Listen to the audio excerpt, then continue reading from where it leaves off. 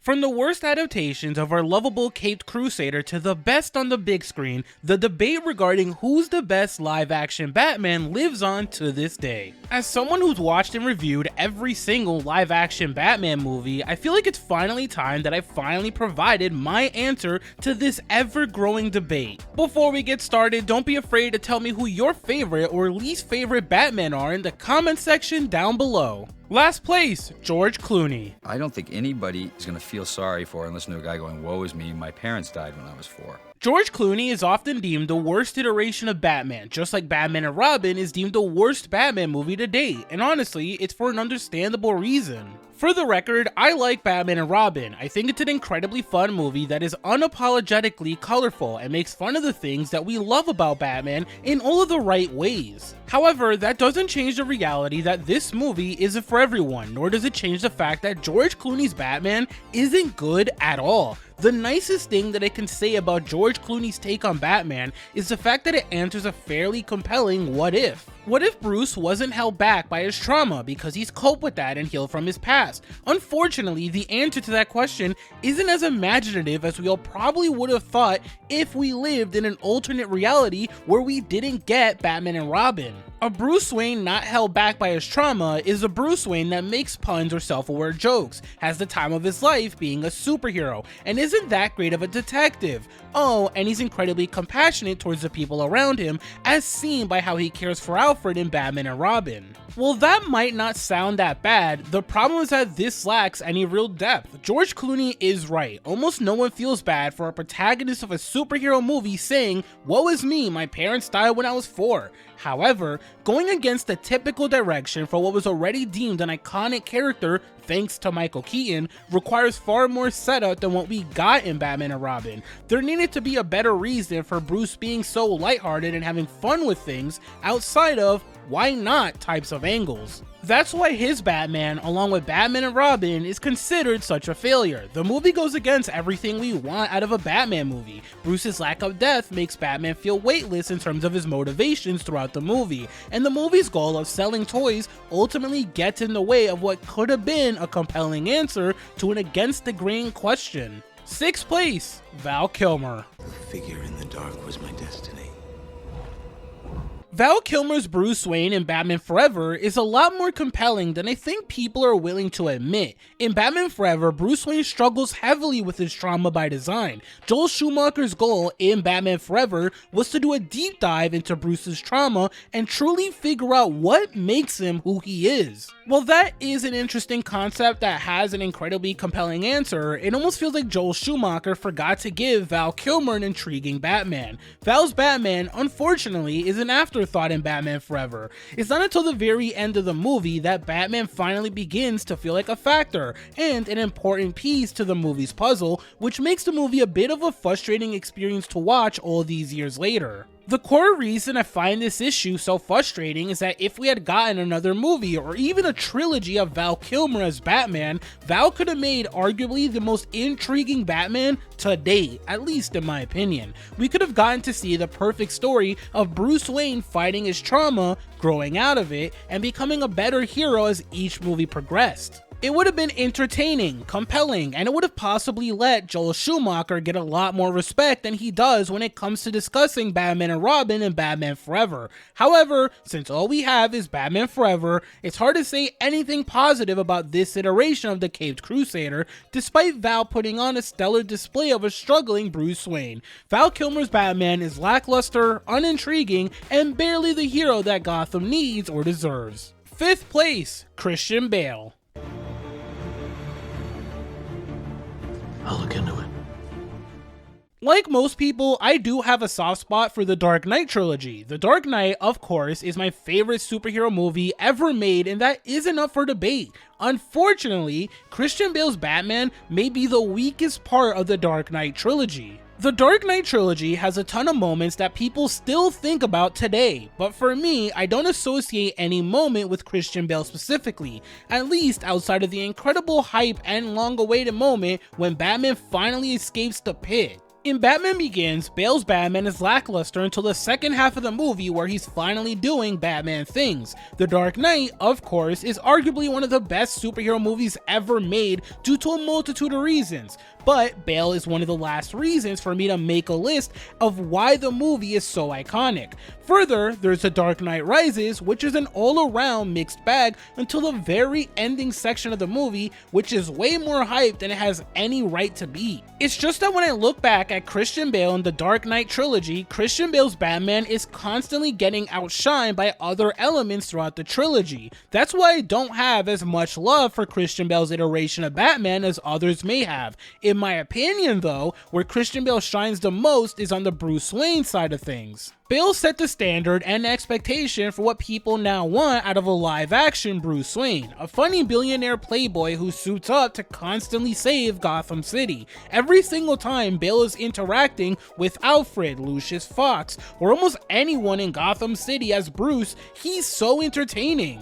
Plus, there's a fairly healthy balance in terms of how his character uses both sides to his advantage, rather than Batman being his kryptonite or him feeling like his trauma determines who he is, which holds him back from being Batman. Compared to previous iterations on this list, Bale's Batman is one of the more complete iterations of Batman. However, his Batman consistently gets outshined by other elements or characters of his trilogy, which makes it hard for me to put him higher than the rest of the Batman on this list. If things were different, I do think that Bale would have easily been a top 2 candidate, but for now, The Dark Knight Rises only to number 5 on my rankings. 4th place, Adam West. Our old arch enemy, Catwoman.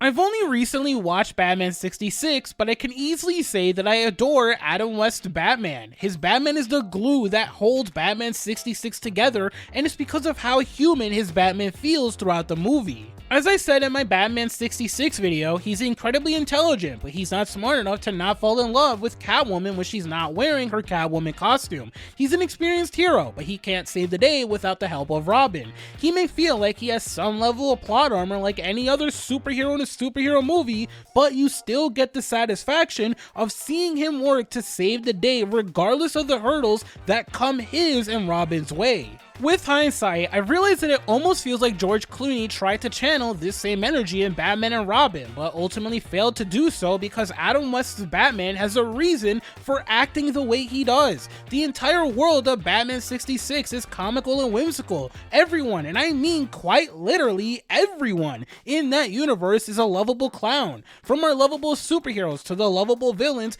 that are unable to work together as a team to take down Batman and Robin so they can rule the world, almost no one is that clever in Batman 66, but that's because the universe of Batman 66 is a pretty good balance of being both ridiculous yet realistic at the same time. It's supposed to be believable, it's supposed to make you laugh, and it's supposed to be as close to a comic book brought to life as possible, and it is. It's exactly all of those things. Since these aspects of Batman 66 work, they allow Adam West's Batman to shine in the spotlight all these years later. Watching Batman 66 today and seeing these small, enjoyable moments that make you feel like almost anyone in that universe can be that whimsical yet heroic Batman that Gotham City does deserve.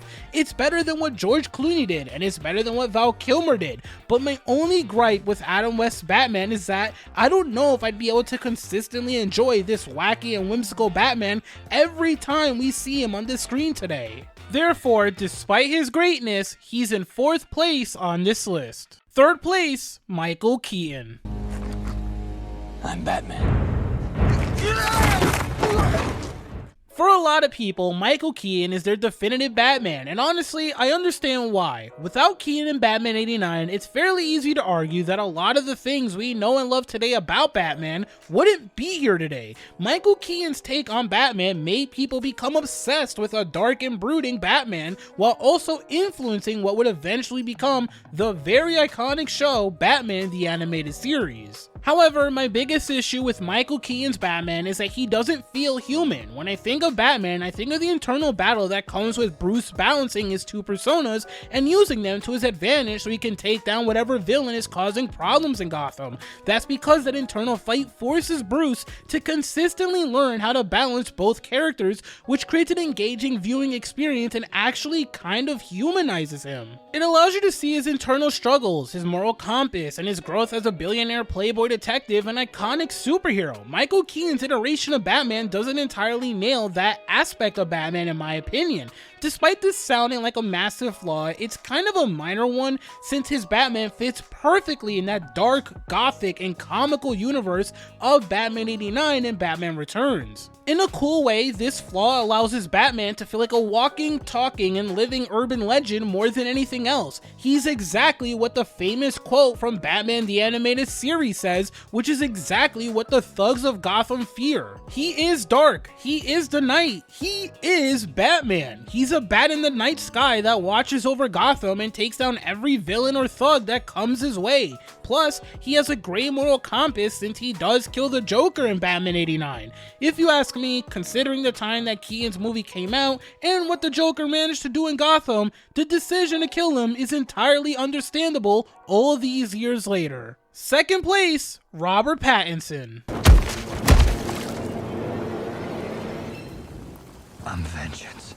With the bar that Matt Reeves set for his Batverse with the Batman, I think it's fairly easy to understand why Robert Pattinson is at number 2 on my list. The Batman is arguably the best Batman movie to date, and yes, I say this despite the masterpiece that is The Dark Knight. Matt Reeves managed to create a Batman that, for once, feels genuinely unique. Robert Pattinson's Batman, who from this point forward I'll simply call Battinson, isn't the hero we know Batman to be. He's a Batman that, for once, is filled with rage, darkness, and of course, vengeance. As a viewer, we get the satisfaction of seeing Pattinson learn, grow, and ultimately pivot away from being a rage-filled Batman to a Batman who wants to be a hero that could be more than just vengeance, a hero that's a symbol of hope. Bruce's journey of becoming that symbol of hope feels incredibly believable because this movie makes us care about Bruce even though we shouldn't. Without the few moments of this movie that gave us a genuine deep dive into the mind of Bruce Wayne, such as him saying the date and his state of mind at the very beginning of the movie,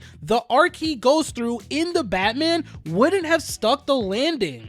However, the journey that Pattinson goes through isn't my favorite thing about him or the Batman in general. My favorite thing about Pattinson is the fact that we get to finally see an in-depth look at Batman, who is, in part, a detective, a primary character trait he's always had. One of the main flaws that nearly every single one of these Batman movies has in common is the distinct lack of Batman truly being a detective. That's not the case with the Batman. It fills that void. Yes, Pattinson may be a year 1 Batman who isn't all that experienced, but watching him attempt to decrypt or solve various pieces of Riddler's massive puzzle with Commissioner Gordon is an absolute blast. It's not even because of the overarching mystery of the movie or the riddles themselves. It's every time Bruce had to solve something in the movie, it often led to some of the greatest moments in the Batman. Whether it's the Penguin chase scene, the Penguin mocking Batman and Commissioner Gordon by translating basic Spanish, or Bruce finally coming to the realization of the Riddler's grand plan, which is planting bombs across all of Gotham,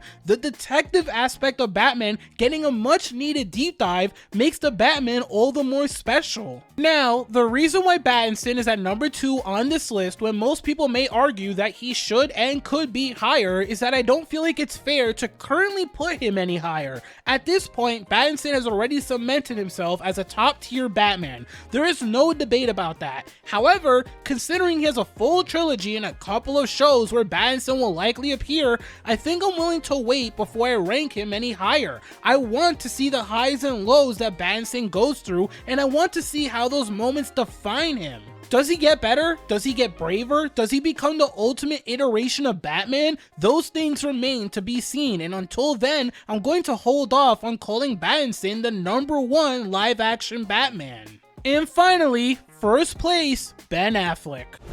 Faith, Alfred. Faith. Moral debates about Batfleck using a gun in Zack Snyder's Nightmare Future aside, Ben Affleck is my favorite live-action Batman. Out of all the actors on this list, Ben Affleck manages to have arguably the best balance of Bruce Wayne and Batman. Yes, I fully understand why a lot of people don't love Batman's arc in Batman v Superman, but the credit I want to give though is that it makes sense. It makes sense to see such a dark and rage-filled Batman. He's been through absolute hell, and the damage Superman had done in Man of Steel only enabled Batman to use his rage incorrectly. That arc of him growing and pivoting from his old ways may not have been written perfectly, but it would have landed better had Zack Snyder done a solo Batman movie with Ben Affleck. There could have been a lot of amazing callbacks to Batman v Superman to show that he truly has learned from his old ways. There could have been a lot of explaining as to how the death of Robin played a role in Bruce Wayne's past and turned him into the very thing that most people hated.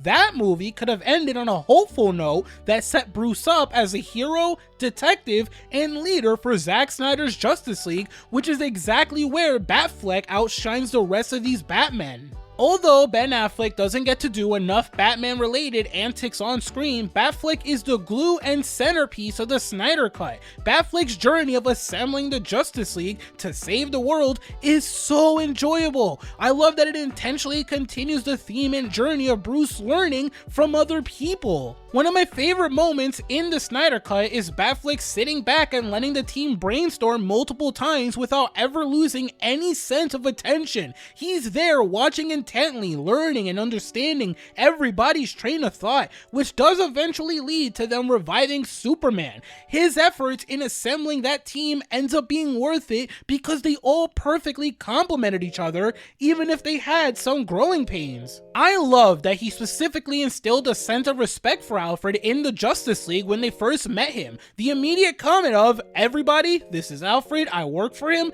really shows just how great Batfleck and Alfred's relationship is. The growing pains and banter they have with one another are arguably the best we've ever seen out of the relationship on the big screen. My biggest takeaway though is that the movie ending with Batfleck finally having a sense of hope truly set up a missed opportunity, and that's the missing Solo movie. The one thing I will always be frustrated by is that we never got to see Batfleck take all of the things he's learned between Batman v Superman and Zack Snyder's Justice League and apply them to his solo adventure. If we got that movie where Batman had to go through his trials and tribulations after finally going through a massive healing arc, I think Ben Affleck might have cemented himself as one of the undebatable greats when it comes to live-action Batman. However, Pattinson's right around the corner and likely will eventually make his victory lap as he likely becomes the definitive live-action Batman. And that just about does it. I finally ranked the Batman. As most people will likely understand, these type of rankings can change at any point in the future. One way or another, I appreciate and love every single one of these Batman. They've all played a role in not only my childhood, but my YouTube channel in general. They have their strengths, they have their flaws, but more importantly, they've all worn the cape and cowl of my favorite superhero. So, with that being said, in your opinion, who's the best live-action Batman?